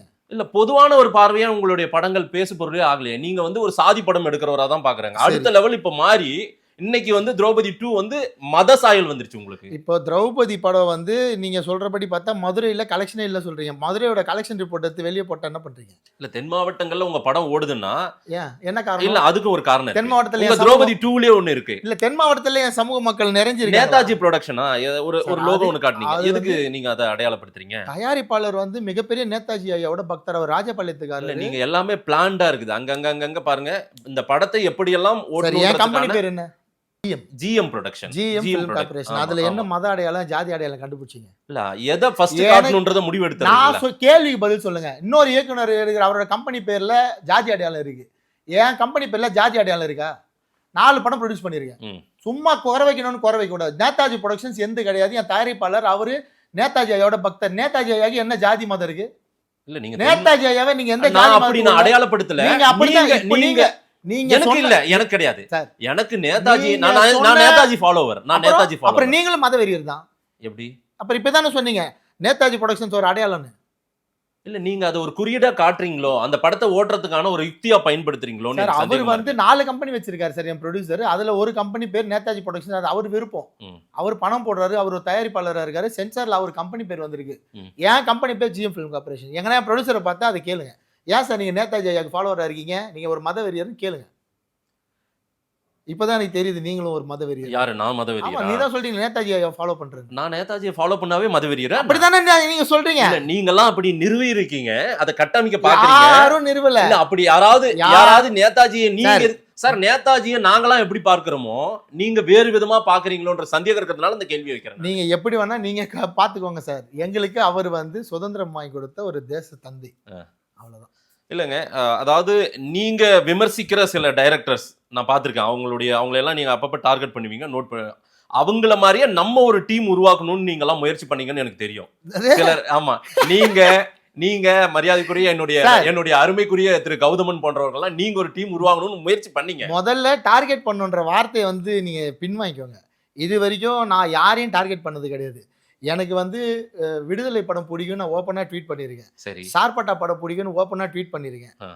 எனக்கு பிடிச்சா நான் வந்து ஓப்பனா ட்வீட் நான் பண்ணிருக்கேன். அவங்கன்னு சொல்லவே இல்லை. நீங்க பிடிக்கலனா சார் சும்மா உலகத்துக்கே தெரியும் நான்லாம் ஓப்பனா பேசுறேன். உங்களை மாதிரி உள்ள பூந்து விளையாடுறவர்ல ஓப்பனா சொல்லுவேன். ரஞ்சித் படம் பிடிச்சா நான் ஓப்பனா ட்வீட் பண்ணியிருக்கேன். இன்னும் ட்வீட் இருக்கு, போய் பாருங்க. சார்பட்டா படத்தை நைட்டு 12 மணிக்கு அமேசான்ல பார்த்துட்டு 3 மணிக்கு 4 மணிக்கெல்லாம் நான் ட்வீட் பண்ணிட்டு தான் தூங்கினேன். நான் வெற்றிமாறன் சார் நிறைய தடவை மேடையிலையும் பேசியிருக்கேன். வெற்றிமாறன் சார் படம் பிடிக்கணும் ஓப்பனாகவும் சொல்லியிருக்கேன். நான் வந்து முதல் படம் பழையவனார்பட்ட படம் பண்ணிட்டு வெற்றிமாறன் சாரை தான் போய் படமே காட்டினேன். அவரை தான் ஃபங்க்ஷனுக்கே கூப்பிட்டேன். எனக்கு பொல்லாதவன் அவ்வளோ பிடிக்கும். ஓகே. ஸோ நீங்க நினைக்கிறதெல்லாம் இல்லை மோகன்ஜியோட குணம். மோகன்ஜி வேற. ஆனா நீங்க கட்டமைக்க நினைக்கிறத நீங்க கட்டமைச்சிக்கோங்க. எனக்கு அதை பத்தி ஒரு பிரச்சனையும் கிடையாது. சாதி படங்களை எடுக்கக்கூடியவராக தான் மோகன்ஜி வெளியே அறியப்படுறீங்க. ஒரு பிரச்சனை இல்லைன்னு சொல்றேன் சார். திரௌபதி பண்ணதால எனக்கு அந்த முகம் வந்துருச்சு. நான் இல்லைன்னு சொல்லலையே. தேவை திரௌபதி இந்த நாட்டுக்கு தேவை, இந்த மக்களுக்கு தேவை. திரௌபதி பல பேரை காப்பாத்திருக்கு, பல பேருக்கு விழிப்புணர்வு கொடுத்துருக்கு. நீங்க அந்த பட்டத்தை கொடுத்தா நான் உனக்கு ஒரு பிரச்சனை இல்லைன்னு சொல்றேன். இல்ல திரௌபதி படத்துல நீங்க ஒரு சமூகத்தை குறிப்பிட்டு பேசினது, ஒரு சமூகத்தின் அடையாளமாக இருக்கக்கூடிய அந்த சமூகத்தின் விடுதலை கொண்டு வரணும்னு முயற்சி பண்ண ஒரு தலைவரை எல்லாம் நீங்க அடையாளப்படுத்தினீங்களா? என் சமூகத்துக்கான விழிப்புணர்வு படம் தான் திரௌபதி. நான் இல்லைன்னு சொல்லவே இல்லை. என்ன மாதிரி எங்க சமூகம் மாதிரி பாதிக்கப்பட்ட பல சமூகங்களுக்கான விழிப்புணர்வு படம் தான் திரௌபதி. அது எப்படிங்க ஒரு சமூகம் இன்னொரு சமூகத்தால் பாதிக்கப்படுதுன்ற ஒரு கட்டமைப்பு உருவாக்க பாக்குறீங்க? ஆமா சார். காதல் எல்லோருக்குமே வருது இல்ல, லவ் எல்லாருக்குமே வருது, எல்லா சமூகம் பார்த்தா லவ் வருது. காதல் தப்பு சொல்லல, நாடக காதல் தான் தப்புன்னு சொல்லியிருக்கோம். நீங்க திரௌபதி கூப்பிட்டுட்டு திரௌபதி நான் பேச வேண்டிய தேவை இருக்கு. ஆமா, அதான் தேவை இருக்கு. திரௌபதி 1 வந்து ஒரு காயின் பண்ணி இந்த பொண்ணை வந்து நம்ம லவ் பண்ணா செட்டில் ஆயிடலாம் நினைக்கிறாங்க இல்லையா, அவங்கள தோல் உரிச்சி காட்டின படமே தவிர உண்மையா லவ் பண்றவங்களை வந்து அந்த படத்துல தப்பா சொல்லவே கிடையாது. அதுல ஹீரோவும் ஹீரோயினும் லவ் பண்ணி தான் கல்யாணம் பண்ணிருப்பாங்க. இதை 10 தடவை சொல்லிருக்கேன். இல்லங்க, அங்கொன்றும் இங்கொன்றும் நடக்கக்கூடிய சம்பவத்தை நான் திரௌபதி 2க்கு வரேன். எங்கொன்றும் அங்கொன்றும் இங்கொன்றும் நடக்கிற ஒரு சம்பவத்தை ஒரு சமூகமே இதான் தொழிலா பண்றாங்க அப்படின்னு சொல்றது ஒரு சமூகம் மேல நான் வந்து இந்த படத்துல கட்டமைக்கவே கிடையாது. நீங்க தான் அதை கட்டமைக்கிறீங்க. திருப்பி அந்த சமூகத்தை கேவலப்படுத்தாதீங்க. அந்த மாதிரி ஒரு காட்சி அந்த படத்துல கிடையாது. ஒரு நாள் நான் பேசினது கிடையாது. ஒரு அமைப்பு, ஒரு குறிப்பிட்ட கூட்டம் இந்த ஜாதியை பயன்படுத்தி சம்பாரிச்சாங்க. நான் சொல்லல, தீர்ப்பு சொல்லுது. 3500 கல்யாணங்கள் ராயபுரம் ரிஜிஸ்டர் ஆஃபீஸ்ல மட்டும் நடந்திருக்கு. அத்தனையும் ஃபேக்குன்னு தீர்ப்பு இருக்கு. மொத்தம் 4 அட்வொகேட் செஞ்சாங்க. அந்த 4 அட்வொகேட்டுமே ஒரே அமைப்பை சேர்ந்தவங்க. அதை தான் நான் படத்துல சொன்னேன். திரும்ப திரும்ப தப்பான விஷயத்தை நிறுவ பார்க்காதீங்க. ஒரு சமூகத்துக்கு எதிராக படம் எடுக்கவே இல்லை, எடுக்கவும் முடியாது. சரி, இப்போ இந்து சமுதாயத்துக்கு படம் எடுத்திருக்கேன், இந்து சமுதாயத்தில் வரமாட்டாங்களா அவங்க பாதிக்கப்படலையா? இல்ல நீங்க அவங்கள இந்துக்களா பாக்குறீங்களான்றதே சந்தேகமா இருக்குது இல்ல. உங்களுக்கு சந்தேகம் எதுல இல்ல? எல்லாத்துலயும் சந்தேகம் தான் மாதேஷ் சாருக்கு. இல்ல எனக்கு சந்தேகம் சார், இருக்கு. என் கூட 100 நண்பர்கள் இருக்காங்க சார். ஒரு எங்கேயாவது வெளியே சொல்லுங்க, மோகன்ஜி இந்த இடத்துல பார்ஷியாலிட்டி பார்த்தா என்கிட்ட பழகினான்னு. சார், நான் ஃபேஸ்புக்கில் டெய்லி பதிவு போடுறாள், கீழே ஒரு கமெண்ட்ல வந்து டேய் நீ என்ன அப்படி ட்ரீட் பண்ணடான்னு ஒருத்தரை கமெண்ட் பண்ண சொல்லுங்க. நான் ஒரு நாளைக்கு குறைஞ்சது 100 பேரையாவது சந்திக்கிறேன், 100 பேர் கூட பழகுறேன், என் கூட அவ்வளவு பேர் வேலை செய்யறாங்க. இல்ல அதெல்லாம் நட்பா நீங்க இருக்கீங்க. ஆனால் உங்களுக்குள்ள ஒரு சாதி வெறுப்பு இருக்கு, ஒரு ஏற்றத்தாழ்வு பார்க்குற எனக்குள்ள என்ன இருக்குன்னு ஸ்கேன் பண்ணி வெளியே சொல்லாதீங்க மாதேஷ் சார். அப்படி ஒரு ஸ்கேன் மிஷின் கண்டுபிடிக்கவே இல்லை உலகத்துல. அப்படி ஒரு மிஷின் இருந்தா நான் வர உள்ள போறேன், மோகன்ஜி இத பாரு ரிப்போர்ட் சொல்லுது. உங்க படைப்பு சொல்லுது இல்ல சார், உங்க படைப்பை வச்சு உங்களை நான் யாருன்றதை குறிப்பிட்டு சொல்லுங்கன்னு சொல்றேன். நீங்க பொத்தாம் பொதுவா சொல்லாதீங்க சார். இந்த காட்சி இந்த ஜாதியை வந்து கேவலப்படுத்தின காட்சின்னு சொல்லுங்க, நான் வந்து பகிரங்கமா வந்து என்ன வேணாலும் அந்த காட்சிக்கு மறுப்பு தெரிவிக்கிறேன். இல்ல பெண்கள் படிக்க போகணும் இல்ல, முன்னேறி வர்ற சமூகத்துல நம்ம எல்லாம் படிக்க போகணுமா இல்லையா? பெண்கள் படிக்க போனாவே அவங்க லவ் பண்ணிடுவாங்க அப்படின்ற ஒரு பார்வையை தானே உங்க படத்தின் காட்சிகள்ல நான் பார்த்தேன். எந்த படத்துல பாத்தீங்க சார்? திரௌபதியில பார்த்தேன் சார். படிக்க போனா வந்து அந்த பொண்ணு லவ் பண்ணிடுவா அப்படின்ற ஒரு காட்சி. எந்த பொண்ணு சார் லவ் பண்ணா முதல்ல அந்த படத்துல? நீங்க சொல்ற மாதிரி அந்த பொண்ணு எங்க சார் லவ் பண்ணா? சார் உங்க கதையே அப்படிதான் இருக்கு, உங்க கதையே அப்படிதான் இருக்கு. தப்புன்ற இல்ல நான் புரிஞ்சுக்கிறது இல்ல, மக்கள் அப்படிதான் புரிஞ்சுக்கிட்டாங்க. எந்த மக்கள் உங்களை அப்படிதான் பாக்குறாங்க, அதை தான் நான் கேள்வியா வைக்கிறேன். சார், மக்கள் அப்படி எல்லாம் பார்க்கல சார், மீடியா அப்படி பாக்குது. எந்த மக்கள் அப்படி பாக்குறாங்க? மக்கள் அப்படி பார்த்தாங்கன்னா புறக்கணிச்சுட்டு போயிட்டு இருப்பாங்க. யார் வந்து ஒரு ஜாதியை மட்டும் தூக்கி பிடிக்கிறவங்கள மற்ற ஜாதிகாரங்க எல்லாம். நான் வட மாவட்டத்தை சார்ந்தவன், நான் ஊத்தங்கரையை சார்ந்தவன், கிருஷ்ணகிரி மாவட்டம். எங்க ஊர் பக்கம் மோகன்ஜி படத்தை ஒரு குறிப்பிட்ட சமூகம் பாக்குறதே இல்லை, அது தெரியுமா? அது மீடியா கட்டமைச்சது. நான் திரும்ப திரும்ப சொல்றேன், உண்மைதான் நீங்க சொல்றது, நான் ஒத்துக்கிறேன். இன்னுமே அந்த சமூகத்துல பாதி பேர் என் மேல கோவத்தில் இருக்காங்க, பாதி பேர் என்னை ஏத்துக்கிறாங்க. நான் ஒத்துக்கிறேன், முழுசா ஒரு சமூகம் என்னை ஏத்துக்கல, ஒரே ஒரு சமுதாயம் மட்டும். அது மீடியா கட்டமைச்சது. இல்ல மீடியா கட்டமைக்கல, உங்களோட படைப்பு அந்த மாதிரி இருந்துருக்கு. ருத்ர தாண்டவம் படைப்பு அந்த சமுதாயத்தை அவங்க போய் மாட்டி நிற்கிறத வந்து காப்பாத்துறது. அதிகமா மதம் மாற்றப்பட்ட சமுதாயம் அந்த சமுதாயம் தான். இல்ல உங்களை வந்து இந்த மாதிரி மதம் மாத்தி உங்களை வந்து இந்து மதத்துல இருந்து வெளியே கொண்டு போறாங்க, நீங்க வெளியே போனீங்கன்னா உங்களுக்கு இந்த மதம் போயிடுன்னு சொன்னதுதான் ருத்ர தாண்டவம். அப்ப 2வது படம், நான் 3வது படம் ருத்ர தாண்டவன் நான் அவங்களுக்காக தான் எடுத்தேன். அதை ஏன் சொல்ல மாட்டீங்க யாருமே? இல்ல அவங்க ஏத்துக்கவே இல்லையா? அதை கூட அதை எப்படி ஏத்துக்க வைப்பாங்க? அம்பேத்கர் சாரை பத்தி, அந்த அம்பேத்கர் ஐயாவை பத்தி அந்த படத்துல 10 நிமிஷம் பெருமையா டைலாக் இருக்கும். எப்படி ஏத்துப்பீங்க? ஏத்துக்குனாதான் மோகன்ஜி படமே பார்க்க போலையே, படமே பார்க்கல. படமே பார்க்காம 14 கோடி. வட மாவட்டத்துல உங்க படத்தை கொண்டாடக்கூடியவங்கன்னா உங்க சமூகத்தை சார்ந்தவங்க, நான் ஓப்பனா சொல்றேன், உங்க சமூகத்தை சார்ந்தவங்க உங்க படத்தை பாக்குறாங்க. நீங்களுமே என்னன்னா பிளான்டா ஒரு குறிப்பிட்ட டார்கெட்டட் ஆடியன்ஸ்க்காக படம் எடுக்கிறாரு மோகன் மாதேஷ் சார். வட மாவட்டம் முழுக்க என் சமுதாயம் மட்டும்தான் இருக்குன்னு இங்க வந்து சொல்றாரு. கரெக்டா? நான் அப்படி சொல்லல. தியேட்டருக்குள்ள டிக்கெட் வரப்போ 1 இயருக்கு மட்டும்தான் டிக்கெட்னு எழுதி போட்டு அனுப்புறாங்க உள்ள.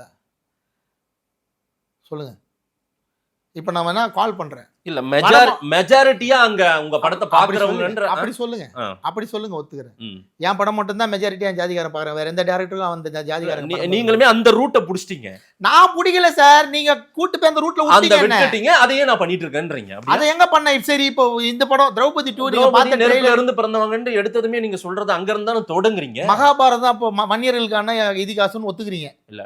நீங்க மகாபாரதம் வன்னியர்களுக்கான இதிகாசம்னு மாதேஷ் சார் ஒத்துக்கிறாரா? நான் எதையும் அப்படி நிரூபணம் நீங்க அப்படி நிரூப பாக்குறீங்களோட மகாபாரதத்தை எழுதினவங்க ஒரு வன்னியரா? இல்ல, நான் மீண்டும் மீண்டும் சந்தேகம்ன்ற வார்த்தையை பயன்படுத்துறதுக்கு காரணம் இருக்கு. நான் வந்து சார் எந்த கேள்வி கேட்டாலும் கொஞ்சம் அதோட புரிதலோட கேளுங்க மாதேஷ் சார். எனக்கு புரிதல் இருக்கு. நெருப்பில் இருந்து பிறந்தவள் திரௌபதின்னு சொன்னவங்க வன்னியரா?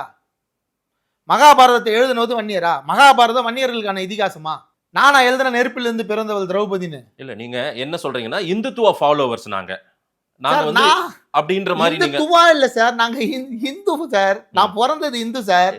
எனக்கு மகாபாரதம் தான் சார் தெரியும். என் ஊர்ல பாரத குத்து தான் சார் நான் வருஷம் பாக்குறேன் குழந்தை பிறந்ததுல இருந்து. எனக்கு பகாசுரனையும் திரௌபதியும் துரியோதனையும் தான் தெரியும். நான் அதை தான் சினிமால பேச முடியும். என் அறிவு அவ்வளவுதான் சார். எனக்கு தெரியாததை போய் நான் போய் நாத்திரியால இருந்து எதை பூசாவை கொண்டு வந்தீங்க காட்ட முடியும்? எல்லாருக்குமான படைப்பு எடுங்கன்ற. மகாபாரதம் எல்லாருக்குமானதுன்னா திரௌபதி 1 திரௌபதி 2 எல்லாருக்குமானது. திரௌபதி எல்லாருக்குமானவள், அவ்வளவுதான். நீங்க திரும்ப திரும்ப அதை பதிவு பண்றீங்க ஒவ்வொரு படத்துக்கும். ஆனாலும் ஒரு செட் ஆஃப் ஆடியன்ஸ் வர்றதே கிடையாது. ஆமா தானே? நீங்க படம் பார்க்கவே இருக்கு, படம் பார்க்கறதே கிடையாது. ஆமா இல்ல சார், அவங்க பாக்குறதே இல்ல. இந்த படத்தை வந்து பாருங்கன்னு இப்ப கூப்பிட்டு கேட்டுக்கிறேன். தயவு செஞ்சு வந்து பாருங்க, உங்க பார்வையை மாத்துங்க.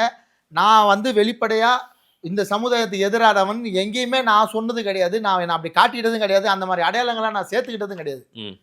என் கம்பெனி பேர்லயோ என் படத்தோட பேர்லயோ என் கூட இருக்கிறவங்கள சுத்தி இருக்கவங்களையோ ம். நான் என் சமுதாயத்து ஆளுங்களை மட்டும்தான் வச்சுப்பேன், வேலை வாங்குவேன் அப்படின்னு சொல்லி நான் எங்கேயுமே சொன்னது கிடையாது. ம். நான் நான் நீங்க சொல்ற மாதிரிலாம் தான் நான் என் சமுதாயத்தோட எல்லா மீட்டிங்லையும் இருக்கணும். என் சமுதாயத்தோட மக்கள் கூடயே நான் வந்து சுத்திட்டே இருக்கணும். ம். வருஷத்துல ஒரே ஒரு தடவை நான் அவங்க கூட நின்று ஒரு மீட்டிங் 10.5க்கு போறேன்னாங்கன்னா பார்ப்பீங்க, அவ்வளவுதான். அதை தவிர நான் வந்து என் வேலையை பார்த்துட்டு ராயபுரத்துல தான் வாழ்ந்து இருக்கேன். ரைட். நீங்க சொல்றதெல்லாம் செய்யணும்னா மோகன் வந்து இன்னைக்கு வந்து சில பல கோடிகள் சம்பாதிச்சு உட்கார்ந்து இருப்பாரு. இல்ல அங்க 2 மீட்டிங்ல கலந்துக்கிறீங்க. இப்போ ஒரு 5 மீட்டிங்ல பிஜேபி ஆர்எஸ்எஸ் அந்த ஐடியாலஜி உள்ளவங்களோட ஒரே ஒரு பிஜேபி மீட்டிங்ல நீங்க மோகன்ஜியை பார்த்தீங்கன்னு ஒரு போட்டோ எடுத்து வெளியே விடுங்க. இப்போ ஒரே ஒரு பிஜேபி மீட்டிங்ல, ஒரே ஒரு பிஜேபி நடத்துற மீட்டிங்ல மோகன்ஜியை பார்த்தேன் அப்படின்னு போட்டோ எடுத்து இல்ல உங்களை யாராவது கொஸ்டின் பண்ணா ரைட் விங் ஆட்கள் தான் உங்களை வந்து காப்பாத்த வராங்க, சார், பாதுகாக்க வராங்க. அதுக்கு காரணம் நான் சொல்ற கருத்தியல், நான் பேசுற கருத்தியல். நான் ரைட் விங் டைரக்டர் 100 தடவை சொல்லிட்டேன், இப்பவும் சொல்றேன். நான் ரைட் விங் டைரக்டர் தான். நான் வந்து ஒழுக்கமா இருங்கன்னு படத்துல டைலாக் சொல்றேன், பத்திரமா இருங்கன்னு படத்துல டைலாக் சொல்றேன், பாதுகாப்பா இருங்கன்னு டைலாக் சொல்றேன், கடவுள் இருக்காருன்னு சொல்றேன், சிவனுக்கு பாட்டு வைக்கிறேன், ராமருக்கு பாட்டு வைக்கிறேன். அப்படின்னா நான் ரைட் விங் டைரக்டர் தான். உலக நீ படி நான் அதை ஒத்துக்கிறேன், நான் இல்லைன்னு சொல்லலை. இங்கே இடதுசாரியில் 100 டைரக்டர் இருக்காங்க, வலதுசாரியில் நான் ஒருத்தர் இருந்துட்டு போகிறேன். என்ன பிரச்சனை உங்களுக்கு? இல்ல சார், ஒரு படைப்பாளி தன்னை இடதுசாரி டைரக்டர், வலதுசாரி டைரக்டர், நான் வந்து வன்னியர் டைரக்டர், நான் வந்து பட்டியல் சமூகத்தின் டைரக்டர் அப்படின்னு ஏன் வந்து தங்களை காட்டிக்கிறீங்க? என்ன தேவை? யாரு காட்டிக்கல? யாரு காட்டிக்கல? என்ன தேவை? யார் காட்டி? படைப்பாளி எல்லாருக்குமான படைப்பை தானே சார் கொடுக்கணும். நீங்க படைப்பை மட்டும் விமர்சனம் பண்ணீங்கன்னா நான் இந்த மாதிரி சொல்லியிருக்கவே மாட்டேன். நீங்க படைப்பை விமர்சனம் பண்றதே கிடையாது.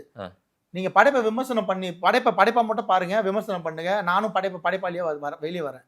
நீங்க அப்படி பண்றது உங்க படைப்புல நீங்க நச்சு விதைத்தாலோ அல்லது நீங்க தேவையில்லாம ஒரு சமூகத்தை சீண்டினாலோ அவங்கள தாக்கி அவங்களை விமர்சித்து உங்களை பெருமைப்படுத்தினாலோ அதெல்லாம் அது பேசு பொருள் தான் ஆகும். கண்டிப்பா சார், காலங்காலமா நீங்க வந்து சினிமால வந்து இப்ப வன்னியர்களை தாக்கி படம் எடுத்திருக்கீங்க. என்னைக்காவது இந்த மாதிரி ஒரு குரல் எனக்கு தெரிஞ்சு அப்படி ஒரு படம் இருக்குதான்னு எனக்கு தெரியவே தெரியாது. அது சரி, கண்டுபிடிச்சிட்டு வந்து இந்த கேள்விகளுக்கு பதில் சொல்றேன். இல்ல அப்படி எனக்கு பாருங்க, அந்த அளவுக்கு தெரியாத அளவுக்கு கூட அதை கதைப்படுத்திருக்காங்க. அப்படி வேணா இன்னைக்கு மோகன்ஜி அப்படி வேணா நான் ஒத்துக்கிறேன். இன்னைக்கு மோகன்ஜின்னு ஒருத்தர் வந்ததால அதெல்லாம் வந்து வெளியே வருது, தெரிய வருது. என் சமூகத்துக்கு வந்து இதெல்லாம் புரியுது.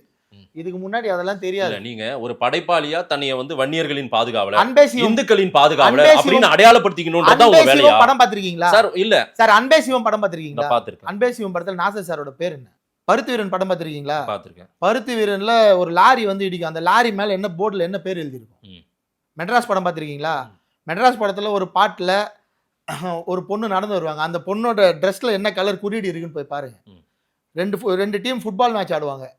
அதுல எந்தெந்த கலர்ல 2 பேர் ஜெர்சி போட்டிருக்கான்னு போய் பாருங்க. நான் சொல்லுவேன் 100 குறியீடு.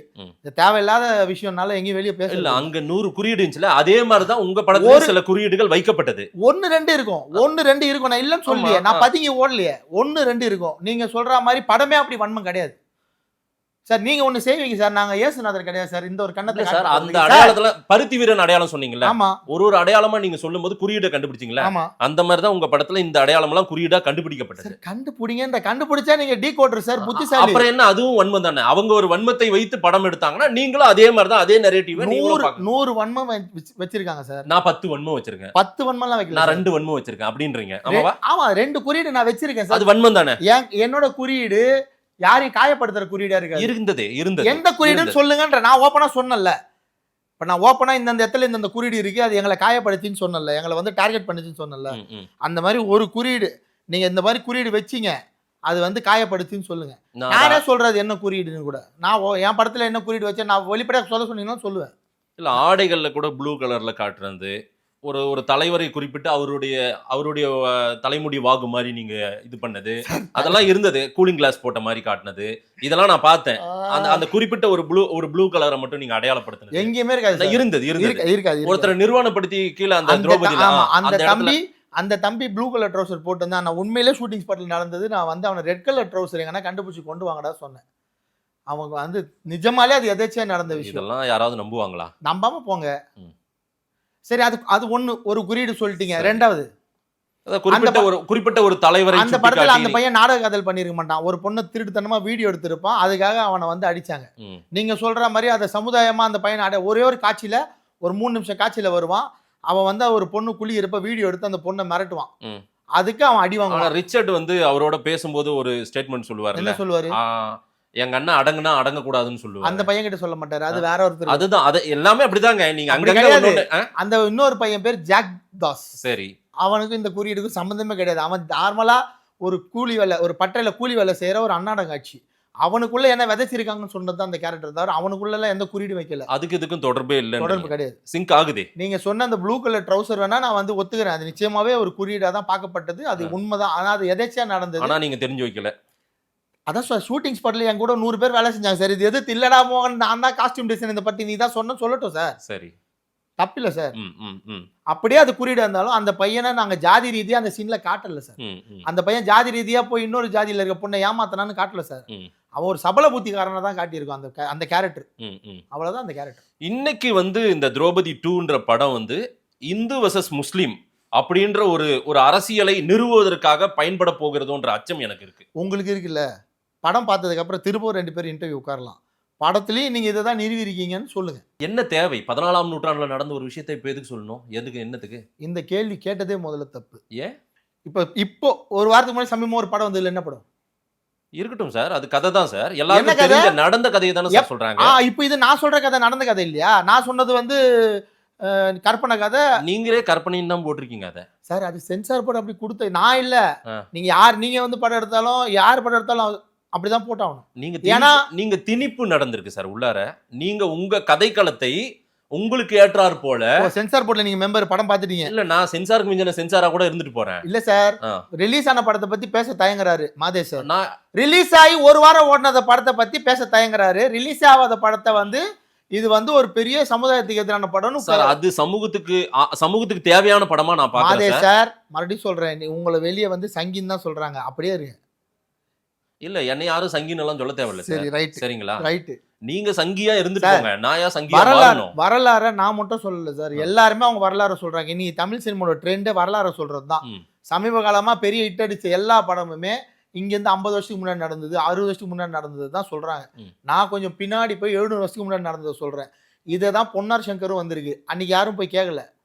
பொன்னியின் செல்வன் வந்தது, அன்னைக்கு யாரும் போய் கேட்கல. மோகன்ஜி வந்தா நேரா கேள்வி கேட்டுன்னு வந்துருவீங்க. இல்ல, பிரிவினை தாக்கத்தை ஏற்படுத்தும் அளவுக்கு பொன்னர் சங்கர் இல்ல. ஓகே, அந்த தாக்கம் கிடையாது, பராசக்தி கிடையாது. இந்தியாவில் வந்து ஒரு 1500 கோடி சம்பாதிச்ச துராந்தர் என்ன கதை பேசிச்சு? என்ன கதை பேசி? திரௌபதி 2 என்ன பேச போகுதுன்ற துராந்தர் என்ன பேசிச்சு? அது படம் இல்ல. 1500 கோடி பார்த்தவெல்லாம் மக்கள் கிடையாது. நான் மறுபடியும் சொல்றேன், திரௌபதி 2 யாருக்கு எதிரான படமும் கிடையாது. இது இங்க வாழ்ந்த முன்னோர்களோட தர்மத்தை பத்தின கதை. இப்படி ஒரு மனுஷன் வாழ்ந்தா அவன் அப்படி வாழ்ந்ததால தான் இன்னைக்கு நீங்க மாதேஷா இருக்கீங்க, நான் மோகனா இருக்கேன்னு சொல்றேன். அது காதல விட மாட்டேங்குது. அதான் வாழ்ந்த தர்மம் இந்து தர்மம். இந்து தர்மத்தை நிலைநாட்டுவதற்காக நான் இந்த படத்தை எடுத்திருக்கேன். அப்படியா சார்? நான் நிலைநாட்டத்துக்கு படம் எடுக்கல சார், இந்து தர்மத்தை நிலைநாட்ட வாழ்ந்தவர்கள் பற்றிய படம் சார். இந்து தர்மத்துக்கோ இந்துக்களுக்கோ தமிழ்நாட்டுல எந்த பாதுகாப்பற்ற நிலையும் இல்ல. ஆனால் இங்க சொல்ல வேண்டிய தேவை எழுது. அதே போல இப்ப என்ன புது இந்துக்களின் பாதுகாவலரா மோகன்ஜி வரீங்கன்றதுதான் எனக்கு சந்தேகம் இருக்குது. உங்களுக்கு எதுக்கு இந்துக்களின் பாதுகாவலர் அந்த ரோலை எடுத்துக்கிறீங்க நீங்களா வந்து? சார் படம் பார்த்துட்டு இதெல்லாம் கேளுங்க சார். நான் இந்துக்களோட பாதுகாவலர் சார். அதெல்லாம் 100 பேர் இருக்காங்க சார், அவங்களே போதும் இந்த நாட்டுக்கு. நான் வேணாம் சார் அந்த அடையாளம்லாம். நான் அடுத்த படம் வேணா. இப்போ ஒரு 1.5 வருஷத்துக்கு முன்னாடி ஒரு பாதிரியார் மாட்டினார், கிட்டத்தட்ட ஒரு 20 பொண்ணுங்களோட சல்லாபம் பண்ணி வீடியோலாம் வந்து பார்த்துருப்பீங்கன்னு நினைக்கிறேன். ஜாலியா அது ஒரு சம்பவம் சார். அந்த சம்பவம் ஏற்க முடியாத சம்பவம். பாத்தீங்களா இல்லையா? பார்த்தேன். அந்த படத்தை வேணா நான் அடுத்து படம் பண்றேன். கிறிஸ்துவர்களோட பாதுகாவலர் மோகன்ஜின்னு சொல்லுங்க தயவு செஞ்சு, நான் எடுக்கிறேன். நீங்க சம்பவத்தை ஒட்டி எடுக்கிறீங்களா? எனக்கு உண்மை சம்பவங்களை படம் எடுக்கிறது பழக்கம், பிடிக்கும். அப்படிதான் நான் வந்து மக்கள் கிட்ட போய் சேர்ந்திருக்கேன். அந்த சம்பவத்தை நான் படமா எடுக்கிறேன். கிறிஸ்துவர்களோட பாதுகாவலர் மோகன் இல்ல, கிறிஸ்தவர்களின் பாதுகாவலர்னு மோகன்ஜியே சொல்லலாம். ஆனா நீங்க எப்படிப்பட்ட கதைக்களத்தை எடுப்பண்ணி இப்பவே சொல்றீங்க பாத்தீங்களா? உங்களுக்குள்ள ஒரு கிறிஸ்தவர்கள் வந்து வேற மாதிரி காட்டணும், காட்சிப்படுத்துறது எப்படி, கதை எப்படி அமையணும். ஆனா உங்களுக்கு இந்து தர்மத்தை பேச வேண்டும் போது மட்டும் முஸ்லீம்கள் இப்படி எல்லாம் அடிமைப்படுத்துறாங்க. நான் கடைசியா ஒரு கதை சொன்னேன். சைனைடு மோகன் ஒருத்தன் கர்நாடகால 21 பொண்ணுங்களை, அதுவும் வந்து முதிர்கன்னிகளா, கல்யாணம் ஆகாத 31-39 வயசுக்கு மேல இருக்க பொண்ணுங்களை லவ் பண்ற மாதிரி நடிச்சு நகைகளை போட்டு வர சொல்லி சைனைடு கொடுத்து கொன்ன ஒரு நகை வியாபாரோட கதை சார். படமா பண்ணலாம் சார் கூப்பிட்டேன். ப்ரொடியூசர் செட் ஆவதால நாங்கள் அதை பண்ண முடியல. எனக்கு இந்த மாதிரி கதைகளை தேடி படம் பண்ண பிடிக்கும். அந்த கதை மலையாளத்துல சூப்பர் ஹிட் மூவி, மம்முட்டி சார் நடிச்சிருக்காரு. சரிங்களா? நான் மறுபடியும் சொல்றேன், நீங்க கட்டமைக்கிற கட்டமைப்புக்குள்ள நான் வரவே மாட்டேன். நீங்க சொல்லிட்டே இருங்க, பேசிட்டே இருங்க, நான் அடுத்த படம் பண்ணி என் வேலையை பார்த்துட்டு போயிட்டே இருப்பேன். உங்களுடைய அடையாளம்ன்றது வந்து நீங்க வந்து ஒரு சங்கி அடையாளமா தெரியுறீங்க, ஒரு சாதி அடையாளம், ஒரு வன்னியர் அடையாளமா தெரியுறீங்க. இந்த அடையாளத்துல இருந்து விட்டொழித்து நீங்க வேற கதைகளுக்கெல்லாம் வரலாம்ல, வேற கதைகளத்தை நீங்க வந்து தயார் அடுத்த படம் மாதேஷ் சார் கதை எழுதி கொடுத்தாருன்னா கதாசிரியர் மாதேஷ்னு போட்டு மோகன்ஜி படம் பண்றேன், நான் ரெடி. ஆனா எனக்கு நிஜமா நடந்த இந்த மாதிரியான உணர்வுபூர்வமான கதைகளா கொண்டு வாங்க, நான் ரெடி. நான் இல்லைன்னு சொல்லல. நான் தேவேந்திர மக்களோட வரலாறு எடுக்க ரெடி, முக்குளத்தூர் மக்களோட வரலாறு எடுக்க ரெடி, தீரன் சின்னமலையா வரலாறு கொடுத்தீங்கன்னா எடுக்க ரெடி, துலுக்கநாச்சியார் வரலாறு கொடுத்தீங்கன்னா எடுக்க ரெடி. நான் ரெடி. கதையோட கொண்டு வாங்க, அந்த கதையை 4 ப்ரொடியூசரை பார்ப்போம், அப்ரோச் பண்ணி படம் பண்ணுவோம், நான் ரெடி. பாடகி சின்மயி உங்க படத்துக்கு போய் நான் பாடிட்டேனே அப்படின்ற மாதிரி அவங்க விமர்சனம் வச்சிருந்தாங்க. உங்களை பாருங்க வேற ஒரு இடத்துல தான் வச்சு அவங்க பார்க்கறாங்களே. உண்மைதான் சார். அவங்க அதுக்கு முன்னாடி மாரி செல்வராஜுக்கு சாருக்கு பாடினாங்க, மணிரத்னம் சாருக்கு பாடினாங்க. அப்போல்லாம் அவங்களுக்கு அதை சொல்ல தெரியல. அதை என் படத்தில் மட்டும் சொல்லியிருக்கிறாங்கன்னா நீ எல்லாத்துக்கும் காரணம் நீங்கள் தான், நீங்கள் கட்டமைச்சு வச்சிருக்கீங்க அந்த மாதிரி. என்ன சின்மயி பின்னாடி யாரோ இருக்கிறதா கூட நீங்க அதை உண்மைதான் இருக்காங்க. யாரு? நான் எங்கள் கூடயே இருக்கிற ஒரு சக இயக்குனர் தான். நான் அவர் பேரை சொல்ல விரும்பலை, சொல்லலாம் தான் நினைச்சேன். அதுக்கப்புறம் சரி வேண்டாம் சொல்லுங்க, இதுல சொல்லலாம். இல்லை அதெல்லாம் வேணாம். என்ன பண்ணாங்கன்னா பிளான் பண்ணி ஒரு கூட்டமாக இறங்குறாங்க. காலையில் அவங்கள திட்ட ஆரம்பிக்கிறாங்க. அவங்கள பயங்கரமாக அவங்க வந்து அவங்க மனநிலை பாதிக்கிற அளவுக்கு பயங்கரமாக அட்டாக் பண்ணுறாங்க. அதுக்கப்புறம் அவங்களுக்கு ஃபோன் பண்ணி பேசி அவங்களுக்கு அந்த மெசேஜை டைப் பண்ணி இப்படி ஒரு மெசேஜை போட்டால் தான் நீ இதுலேருந்து தப்பிப்ப, இல்லைனா நீ மாட்டிக்குவ, உன்னை வந்து ஒரு சாதி அடையாளத்துக்குள்ளே ஒரு மத அடையாளத்துக்குள்ளே கொண்டு போயிடுவாங்கன்னு அவங்கள வந்து மிரட்டல் விடுத்து அவங்கள அந்த மெசேஜை வந்து போடுறாங்க.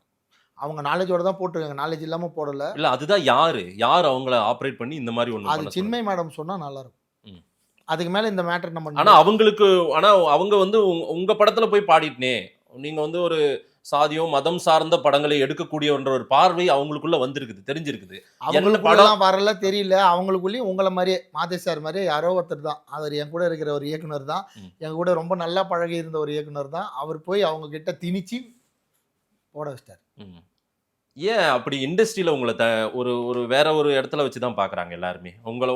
உங்க படத்தை பற்றி பேச நான் நிறைய சினிமா ரிவ்யூவர் கிட்டையும் பேசினேன். உங்கள் படத்தை பற்றிலாம் என்னங்க மோகன்ஜியை நான் பேட்டி எடுக்க போகிறேன், என்னன்னா அவர் வந்து வேற ஒரு சில விமர்சனங்கள் எல்லாம் சொன்னாங்க. நான் அதையெல்லாம் வார்த்தையா நான் சொல்ல வேண்டாம். என்ன சொன்னாங்க? பொம்பளை பொறிக்கினாங்களா? இல்ல அப்படியெல்லாம் நான் சொல்லல. குடிகாரன் இல்ல அப்படியெல்லாம் யாரும் சொல்லல. அப்புறம் அவர் வந்து ஒரு சாதி வெறிய. இல்ல சார் நான் கேக்குறது நான் சொல்லிடுறேன். ட்ரகடிஸ்ட்னு சொன்னாங்களா? அப்படியெல்லாம் உங்களை யாரும் சொல்ல சார். அப்புறம் வேற என்ன சொல்ற, இவர் ஒரு ஜாதி மக்களை மட்டும் கூப்பிட்டு படம் பண்ணுவாரு. இப்போ ஷூட்டிங் ஸ்பாட்டுக்கு அவங்கள தான் கூப்பிட்டு போவாரு சொன்னாங்களா? அப்படி சொல்லல. சாதி வெறி படங்களை எடுக்கக்கூடியவர். அதே போல அவருடைய படங்கள் வந்து அவருடைய பட காட்சிகள் எல்லாம் வந்து ஒரு இது இல்லாம அப்படியே அதுவே தறிக்கட்டு ஓடிட்டு இருக்கும் தனியா. சரி இப்படி எல்லாம் விமர்சனம் வச்சாங்க.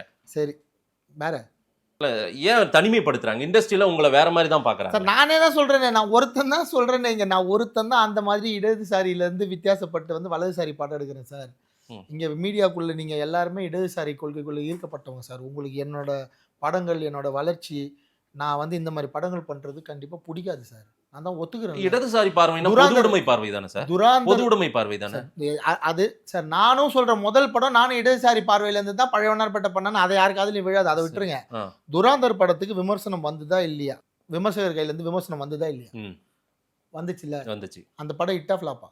ஹிட் ஆச்சு. அப்ப நீங்க விமர்சனத்தை மக்கள் மீது வைக்கிறீங்களா? துராந்தர் படம் பார்த்த மக்கள் மீது வைக்கிறீங்களா?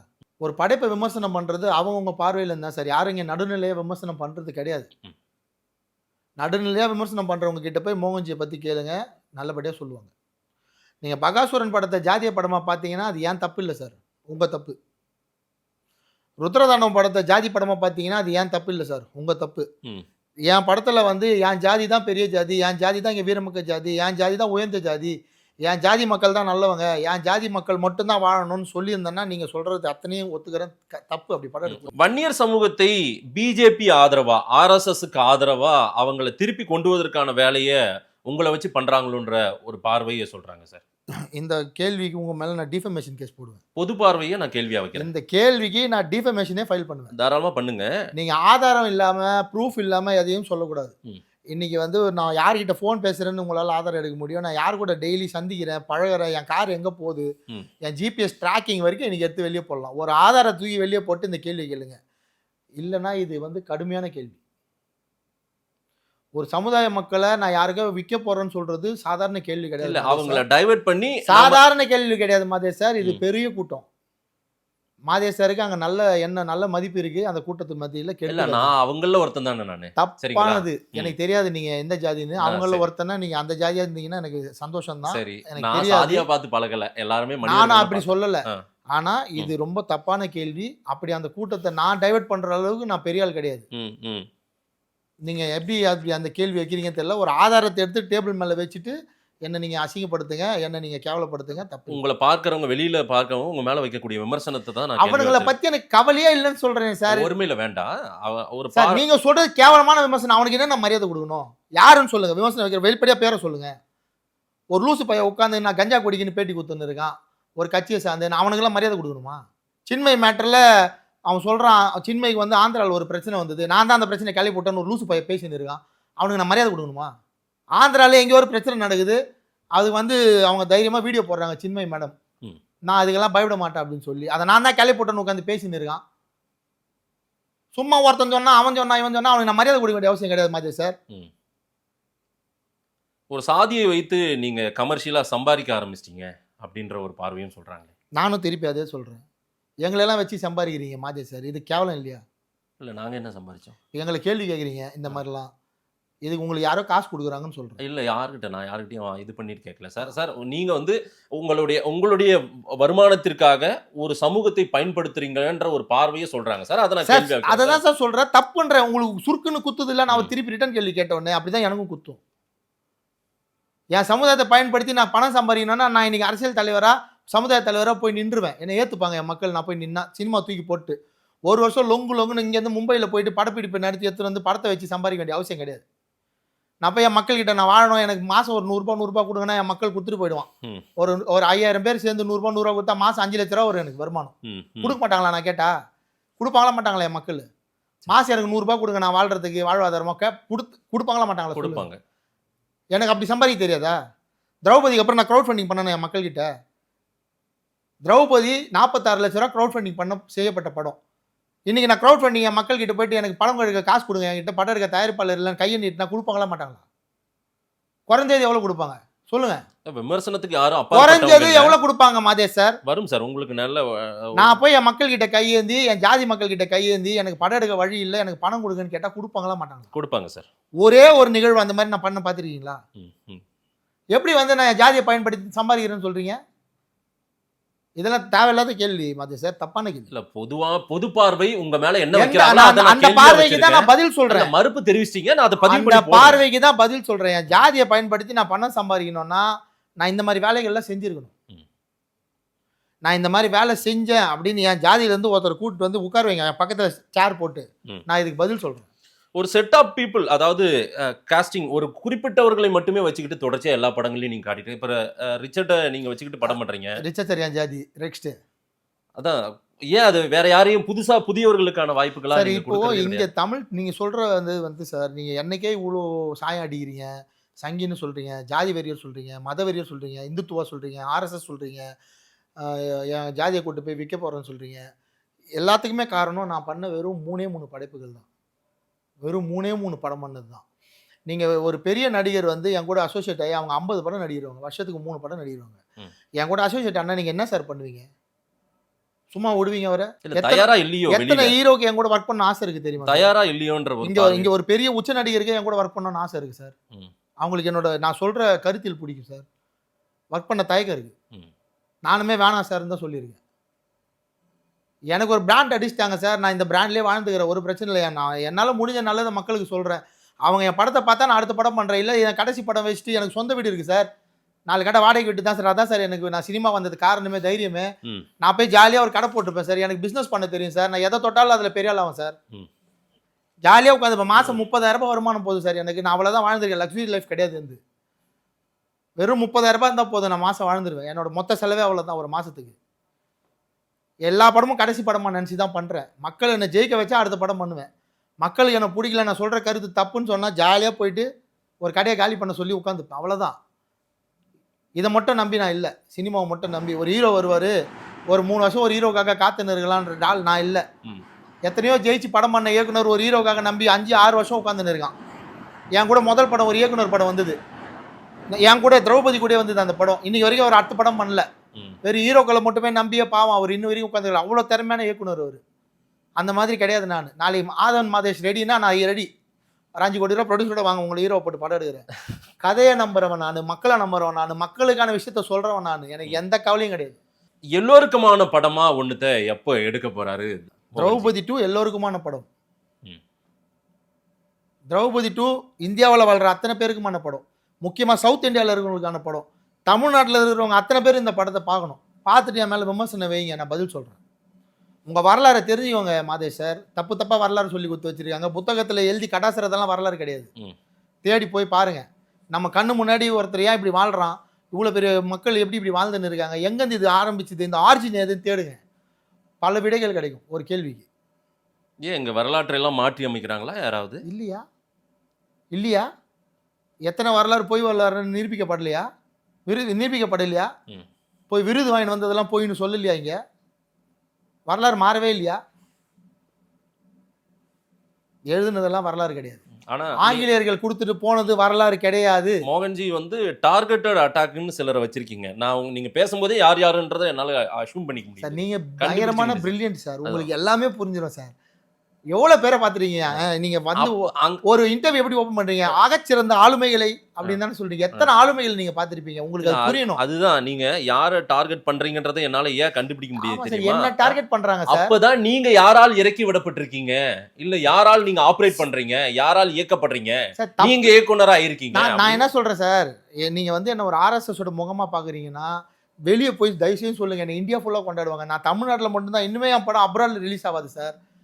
எனக்கு வந்து நானும் ரிச்சர்ட் சாரும் இன்னும் ரொம்ப பெரிய உலக அறிஞ்ச மக்கள் கிடையாது. எங்களோட பட்ஜெட் இவ்வளோ தான்.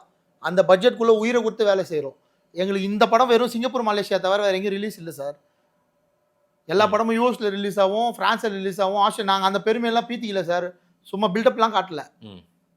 நீங்கள் என்னை கொண்டு போய் நீங்கள் சொல்கிற அடையாளத்தில் சேருங்க, நான் இந்தியா ஃபுல்லாக போவேன். இந்தியா முழுக்க தெரிஞ்ச டேரக்டர் மாறுவேன். சந்தோஷம்.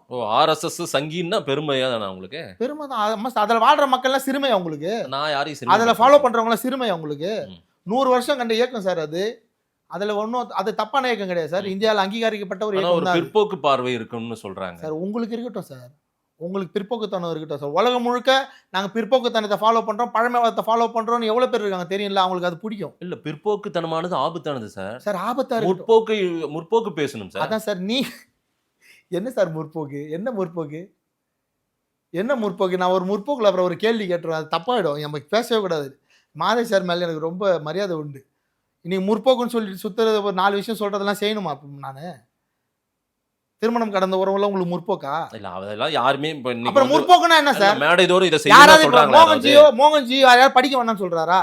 இல்ல ஆர்எஸ்எஸ் வந்து யாரையும் இங்க படிக்காதீங்கன்னு சொல்றாங்களா? பிற்போக்குத்தனமா? படிக்க போனே உன்னை லவ் பண்ணுவாங்கன்னு சொல்றீங்கல்ல. யார் சார் சொன்னது? நீங்க சொல்றீங்க சார். எங்க சார் சொல்றீங்க? படத்துல இருக்கு சார். என் பொண்ணு படிக்கிறா சார். என் பொண்ணு குழந்தை படிக்கிறா. பயப்படுத்துறீங்க சார். 7 கிலோமீட்டர் தள்ளி தான் சார் என் பொண்ணு அனுப்புறேன். பக்கத்துல ஒரு குறிப்பிட்ட கூட்டம் உன்னை பார்க்கும், உங்களோட பேசும், உனக்கு நாடக காதல்னு சொல்லணும், இப்படி எல்லாம் நீங்க காட்சிப்படுத்துறீங்கல்ல, சொல்றீங்கல்ல. நடந்ததை காட்சிப்படுத்துறீங்க. கற்பனை கிடையாது. நீங்க சொல்ற மாதிரி அங்கொன்றும் இங்கொன்றும் கிடையாது. ராயபுரத்துல ஒரே ஒரு பதிவாளர் அலுவலகத்துல 3500 கல்யாணம் ஒண்ணு கிடையாது. அதையே தொழிலா பண்றாங்கன்ற சொல்றதெல்லாம் வாதமே தப்புன்ற நான். நீங்க வச்சுக்கோங்க சார், அந்த வாதமே தப்பு அது. அப்புறம் அவங்கள ஏன் சார் கோர்ட் வந்து 4 பேரையும் வந்து பார் கவுன்சில விட்டு நீக்கிச்சு சார்? இன்னைக்கெல்லாம் முன்னேறிய சமூகமா மாறி இருக்கோம் சார் நம்ம. Right sir. ஆனாலும் என்னைக்கோ நடந்த யாரு சார் முன்னேறிய சமூகம் இல்ல? யாருக்கு சார் இப்ப அறிவு இல்ல? யாருக்கு இல்ல சார் மொபைல் இல்ல? யாரு சார் இன்னும் பிற்போக்கா ஸ்லேட்ல எழுதின்னு இருக்காங்க? என் பொண்ணெல்லாம் எழுதுறதே ஆண்ட்ராய்டில் தான் சார். என் ஃபோனில் நோட் பேடில் தான் எழுதி வரைவாளே. யார் சார் இன்னும் ஸ்லேட்டில் பல்பை வச்சு வரைஞ்சின்னு இருக்காங்க? சாதி பார்த்து பழகுன்னு சொல்லலாம் கூடாது சார். யார் சார் சொன்னாங்க? இது வரைக்கும் நான் மோகன்ஜி வந்து சாதி பார்த்து திருமணம் பண்ணு, சாதி பார்த்து பழகுன்னு சொல்லி எங்க சார் சொல்லியிருக்கேன்? உங்க இஷ்டத்துக்கு நீங்க உங்க இஷ்டத்துக்கு முடிஞ்சதெல்லாம் என் மேல பூசினே இருக்காதீங்கன்னு சொல்றேன். அதே பண்ணிருக்கீங்க. யார் சார் உங்களுக்கு பணம் கொடுத்து அனுப்பிச்சது? போய் மோகன்ஜியை காலி பண்ணிட்டு திரும்ப நான் இல்லைன்னு சொன்னதுக்கு அப்புறம் அதே நிரூபிக்க ட்ரை பண்றீங்க. ரங்கராஜ் சார் இன்டர்வியூ பாக்குற மாதிரி இருக்குது. அவர் அதே தான் சொல்லுவார். அடையாளத்தை மாத்துங்க. அதே திரும்ப கேட்காதீங்க. எத்தனை தடவை சுத்தி வந்தாலும் அதே கேக்குறீங்க சொல்லுங்க. உங்க அடையாளத்தை நீங்க தயவு செஞ்சு மாத்திக்கோங்க. நான் சொல்றேன்ல சார், நான் யாருன்னு எனக்கு நீங்க பொதுவானவரா உங்களை காட்டிக்கோங்கன்னு சொல்றேன் சார். எனக்கு வந்து கிட்டத்தட்ட 39 முடிஞ்சு 40 வயசு சார். எனக்கு வந்து 34 வருஷம் ஃப்ரெண்ட்ஸ் இருக்காங்க சார். 5 வயசுல இருந்து ஃப்ரெண்டா இருக்கவன் இப்போ எனக்கு 25 பேர் நாங்க ஒண்ணா இருக்கோம் சார். இப்போ வரைக்கும் சனி ஞாயிறு என் ஃப்ரெண்டோட தான் இருப்பேன். நான் ஃபேஸ்புக்கில் ஃபோட்டோ பார்த்தீங்கன்னா என் ஃப்ரெண்டோட தான் இருப்பேன். டூர் போனேன் ஃப்ரெண்டோட தான் இருப்பேன். நான் வந்து வெறுமனே ஜாதி வெறியன், ஜாதி பார்த்து பழகிறோம், மதம் பார்த்து பழகிறோன்னா என் கூட எப்படி சார் அத்தனை ஃப்ரெண்டு இத்தனை வருஷம் ட்ராவல் பண்ண முடியும்? அதெல்லாம் எங்கள் வீட்டில் தான் இருப்பானுங்க. எப்படி சார் ட்ராவல் பண்ண முடியும்? ஒத்துப்பானுங்களா? அதில் எவனுமே லவ் மேரேஜே பண்ணலையா சார்? நான் போய் அந்த கல்யாணத்துக்கு அவனு கூட நிற்கலையா? நான் கையெழுத்து போட்டிருக்கேன் சார். எப்படி சார் உங்க இஷ்டத்துக்கு வாய்க்கு வந்ததெல்லாம் இல்ல, நான் பேசுறீங்க? அப்படி என் கேட்கல. நண்பர்கள் தானே சார் உங்களுக்கு அடையாளம். இந்த பேட்டியின் வாயிலா அதே நான் சார். உங்க மேல இருக்கிற ஒரு சார், பொதுவான அப்படி பார்வையை நான் உடைக்கணும்னு நினைச்சேன். நீங்க அப்படி அதை நான் தெளிவுபடுத்தணும் மக்களுக்கு. நீங்க இல்ல ஐயோ, மாதே சார் ரொம்ப நன்றி. உண்மையிலே அதுக்காக தான் இந்த கேள்வி மாதே கேட்டேன். சாரோட நல்லெண்ணத்துக்கு என்னோட ஆமா. நண்பர் நீங்க. நான் இது என் கேள்வி கிடையாது. நான் வந்து அதை இதெல்லாம் உங்களை பொது பார்வையில சார், அப்படிதான் அதுக்கு நான் பாக்குறாங்க. நன்றி சொல்லிக்கிறேன். இந்த தெளிவெல்லாம் மக்களுக்கு போய் சேருது, நான் நன்றி சொல்லிக்கிறேன். ஆனா ஒரே ஒரு வாட்டி கிரவுண்ட் ஒர்க் பண்ணுங்க. யார் மோகன்ஜி, அவன் எங்கடா போறான், அவன் கூட பழகுறவங்கலாம் யாரு, வெறும் ஜாதிகாரன் கூட தான் சுத்துறானா, ஜாதி சங்கம் கூட்டத்துக்கே தான் போறானா, இதை வந்து கொஞ்சம் கிரவுண்ட் ஒர்க் பண்ணி ரிசர்ச் பண்ணி. சார் இன்னைக்கு வந்து டிஜிட்டல் வேர்ல்டு சார், எங்கே போனாலும் ரெக்கார்ட் ஆகும். சிசிடிவி ரெக்கார்ட் ஆகும். நான் வந்து எந்த காரில் போனாலும் என் கார், என் மேப்பு எல்லாமே ரெக்கார்ட் ஆகும். ஒரு 4 ஃபோட்டோ எடுத்து ஆதாரமாக காட்டிட்டு இந்த கேள்வியெல்லாம் கேளுங்க சார், நான் பதில் சொல்கிறேன். செக்யூலர் கண்ட்ரி தானே இது இந்தியா. நானும் செக்யூலர் தான். நீங்க இந்துஸ்தான்னு அதுல சொல்றீங்க அப்படின்றத நிறுவ பாக்குறதுக்கான இதுவா நீங்களுமே உதவிடுறீங்களோன்ற இப்போ 14ஆம் நூற்றாண்டு படம் எடுக்கிறப்ப நான் வந்து அப்போ இந்தியான்னு சொன்ன நீங்கள் என்ன விமர்சனம் பண்ண மாட்டீங்களா? நான் டப்பிங்கில் மாற்றிக்கிறேன். விமர்சனம் பண்ண மாட்டீங்களா? ஏன்டா என்ன கேட்பேன், ஏன்டா மங்குனி, அப்போ எப்போ இந்தியான்ற வார்த்தை வந்துன்னு கேட்பாங்களா மாட்டாங்களா? ஓ, அதனால இந்துஸ்தான். அப்போ என்னவா இருந்தது அப்படி தான் சொல்ல முடியும். அப்போ என்னவா சொன்னாங்க இந்த நாடு, அப்போ என்னவா இருந்தது இந்த நாடு? சரி. 14ஆம் நூற்றாண்டு வரைக்கும் என்ன வருது? அதுக்கு முன்னாடி மக்களே வாழலையா? பட் இன்னைக்கு நாம 14ஆவது நூற்றாண்டு, அதுக்கு முன்னாடி 14 ஒற்றுமை எல்லாருமே ஒண்ணா இருக்கும். 1400 வருஷம் அதுக்கு முன்னாடி கிறிஸ்துவத்துக்கு பின் இந்த நாடு இந்துஸ்தான் நாடா இருந்திருக்கு. எதற்காக திரௌபதி 2 படத்தை வந்து பார்க்கணும்? உங்க வரலாறை தெரிஞ்சுக்கோங்க. இது யாருக்கு எதிரான படமும் கிடையாது, இதை யாரை எதிரியா காட்டுற படமும் கிடையாது. இது இந்த மண்ணில் வாழ்ந்த ஒரு மாபெரும் அரசனோட, இந்த தர்மத்தை காப்பாற்றுறதுக்கு தன்னோட உயிரை துச்சமென மதித்து வாழ்ந்த ஒரு மாபெரும் அரசனோட வரலாறு, மறைக்கப்பட்ட அரசனோட வரலாறு. திருவண்ணாமலை கோவிலை கட்டின, திருவண்ணாமலை கோயில் இல்லை, திருவண்ணாமலை கோயிலை ஒரு சைடு கோபுரத்தை கட்டின, திருவண்ணாமலையை தலைநகராக கொண்ட ஆண்ட 3ஆம் வீர வல்லாள மகாராஜர் பற்றின வரலாறை தெரிஞ்சுக்கிறதுக்கு இந்த படம் பார்க்கணும். இது யாருக்கு எதிராகவும் காட்டல. அந்த படத்தில் அவரை கொன்னவங்க, அந்த படத்தில் அவருக்கு எதிராக நின்னவங்க ஒரு வகையில் வந்து இந்த நாட்டுக்கு படையெடுத்து வந்தவங்க. அவங்க இன்றைக்கி ஒரு மத அரசியலில் இருக்காங்க, இல்லைன்னு சொல்லலை. அதனால் நீங்கள் இந்த கேள்வியெல்லாம் கேட்டீங்க. ஆனால் நான் திரைப்படத்தில் என்ன காட்டியிருக்கேன்னு பார்த்துட்டு நீ பிரிவினைவாதம் தாண்டா பேசியிருக்கேன்னு சொல்லுங்கள், நான் வந்து மன்னிப்பு கேட்க தயாராக இருக்கேன். இந்த காட்சி இவங்களை காயப்படுத்திச்சு, இந்த காட்சி வரலாறில் பதிவாகலை, இந்த காட்சி வந்தார்கள் வென்றார்கள், மதுரா விஜயம், இந்த மாதிரி எழுதப்பட்ட புத்தகங்கள் இல்லை அப்படின்னு சொல்லுங்கள். 5% கூட காட்டலை நான் இந்த படத்தில். எனக்கு மனசாட்சி இருக்குது, என் கூட நண்பர்கள் இருக்காங்க, என் கூட இஸ்லாமியர்கள் எத்தனை படத்தில் பயணிச்சிருக்காங்க. என்னோட கேமராமேன் யாருன்னு உங்களுக்கு தெரியும். அதுக்கு முன்னாடி இந்த படத்துல என் கேமராமேன் ஃபிலிப் சுந்தர் தான். நான் அதெல்லாம் உங்கள் கண்ணுக்கு தெரியவே தெரியாது. என்னை ஜாதி வெறினா தெரியும், என்னை வந்து மத வெறினா தெரியும், என்னை வந்து பிரிவினைவாதியாக தெரியும். அதெல்லாம் மற்ற விஷயம்லாம் நல்லதெல்லாம் கண்ணில் படவே படாது. தயவு செஞ்சு இந்த படத்தை போய் நீங்கள் பாருங்கள். எப்படியும் பாதி பேர் பார்க்கக்கூடாது ஒரு முடிவில் தான், டிசிஷனில் தான் இருப்பீங்க. பார்க்குறவங்கள பார்க்க விடுங்க. அவங்ககிட்ட போயிட்டு இவன் அப்படின்னு குத்தாதீங்க. ஒரு படைப்பாளியா நான் உங்களை மதிக்கிறேன். ரொம்பவுமே நல்ல நண்பர் நீங்க. நான் வந்து பொது சமூகம் உங்க மேல என்ன பார்வை வச்சிருக்காங்களோ அந்த கேள்வியெல்லாம் கேட்டு அதை ஒரு தெளிவு கொடுக்கணுன்றதுக்காக தான் இப்படி கேட்டேன். எனக்கு உங்களை காயப்படுத்தணுமோ உங்ககிட்ட நான் வந்து நாங்களாம் காயப்படவே மாட்டேன். மாதேசரோட உன்னதமான எண்ணம் எனக்கு புரியும். நான் தான் இத்தனை வருஷமா 5 வருஷமா நம்ம பேசிட்டு இருக்கோம், ரைட்டா? திரௌபதிக்கு அப்புறம் தான் நான் இந்த உலகத்துக்கே தெரிய வந்தேன். அங்கத்துலேருந்து எனக்கு உங்களை மாதிரி இருக்க பல நண்பர்கள் என் கூட இருக்காங்க. ஸோ எனக்குமே இதில் எதுவும் பர்சனலாக நான் எதையும் எடுத்துக்கல. ஆனால் என்னை யாராலையும் காயப்படுத்த முடியாது, என்னை யாராலையும் எதை பேசியும் உளவியலை என்னை அட்டாக் பண்ண முடியாது. நான் ரொம்ப தெளிவாக எனக்கான ஒரு பாதை இருக்குது, எனக்கான ஒரு மக்கள் இருக்காங்க. நான் இப்படி ஒரு படம் பண்ணுவேன்னு நினைக்கிறாங்க. குடும்பத்தோடு போய் பார்க்குறவங்க இருக்காங்க. ஒரு தேட்டருக்கு வெளியே கேமரா போடுங்க, எத்தனை ஃபேமிலி போய் படம் பார்க்குறாங்கன்னு பாருங்கள். வெளியே வரப்ப நீங்கள் என்ன ஜாதின்னு மைக் கூட போடுங்க, ஒரு தப்பும் கிடையாது. அப்படி போட்டிங்கன்னா நான் யாருன்னு உங்களுக்கு தெரியும். வேண்டாம், அது உங்களுக்காக சொல்கிறேன். நீங்கள் என் ஜாதிக்கு மக்கள் மட்டும்தான் போய் படம் பார்க்குறாங்கன்னு சொல்கிறீங்கல்ல, வாங்க என் கூட படத்தோட ஃபஸ்ட்டு ஷோவே நம்ம மதுரைக்கு போகலாம். நீங்கள் சொல்கிற தேட்டருக்கு வரேன். அந்த தேட்டர் ஹவுஸ்ஃபுல் ஆகலைன்னா நீங்கள் சொக்கா பூச்சி கேள்வி கேளுங்க, நான் வரேன், வாங்க பார்க்கலாம். நிறைய நான் என்னவா போய் சேர்ந்துருக்கேன்னு எனக்கு தெரியும் சார், மக்களுக்கும் அது தெரியும். நான் அதனால் இந்த விமர்சனங்களுக்கெல்லாம் எனக்கு தெளிவு மக்களுக்கு சொல்ல சொன்னதுக்கு உங்களுக்கு நன்றி. ஆதன் சேனலுக்கு நன்றி. தயவு செஞ்சு போய் படத்தில் பாருங்கள். ரொம்ப கஷ்டப்பட்டு உழைச்சிருக்கோம், அவ்வளோ கஷ்டம். 31 நாளில் எடுக்கப்பட்ட ஒரு பீரியட் ஃபிலிம் இது. 31 நாளில் ஒரு சாதாரண படமே எடுக்க முடியாது. 31 நாளுக்குள்ளே அவ்வளோ உழைப்பு போட்டிருக்கோம். அதுக்காகவாது போய் அந்த படத்தை தேட்டரில் பாருங்கள். இந்த பேட்டியை அப்படியே ஒளிபரப்பலாம்ல? நீங்கள் கட் பண்ணாமல் ஒளிபரப்புனா சந்தோஷம். நிறைய விஷயங்கள் பேசியிருக்கோம். நேரில் வந்து நேரம் கொடுத்து பேசியமைக்கு நன்றி. உங்களுடைய திரௌபதி 2 வெற்றி பெற என்னுடைய வாழ்த்துக்கள்.